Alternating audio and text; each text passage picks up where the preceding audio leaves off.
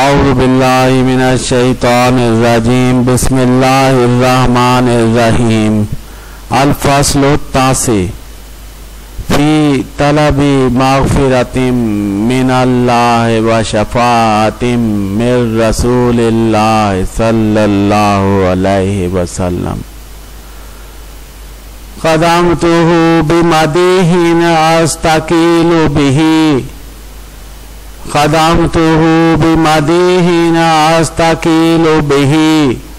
ذنوب عمر مدى في الشعر والخدم إذ قلداني ما تخشى عواقبه كأنني بهما هدي من النعم أطعت غي الصبا في الحالتين وما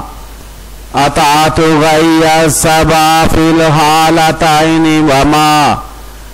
حصلت إلا على الآثام والندم فيا خسارة نفسي في تجارتها فيا خسارة نفسي في تجارتها لم تشتري الدين بالدنيا ولم تسمي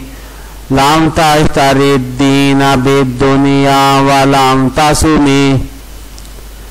ومن يبيع عاجلا منه بعاجله يبين له الغبن في بيع وفي سلم وإن آت ذنبا فما أهدي بمنتقذ وإن آت ذنبا فما أهدي بمنتقذ من النبي ولا حبلي بمنصرم فإن لي ذمة منه بتسميتي محمدا وهو أوفى الخلق بالذمم محمدا وهو أوفى الخلق بالذمم إن لم يكن في معادي آخذا بيدي فضلا وإلا فقل يا زلة القدم حاشاه أن يهرم الراجي مكارمه أو يرجي الجار منه غير محترم ومنذ ألزمت بأفكاري مدائحه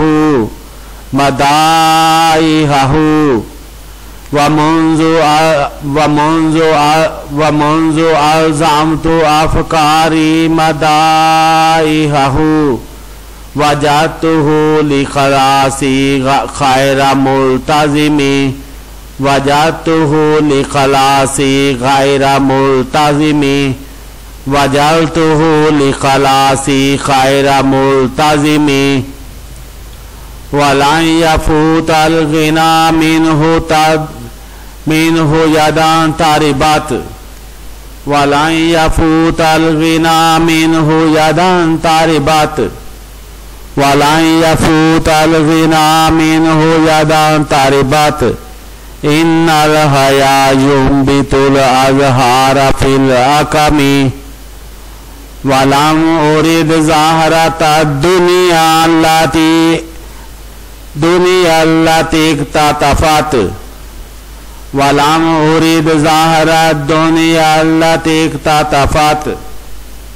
يدا زهير بما أثنى على هرمي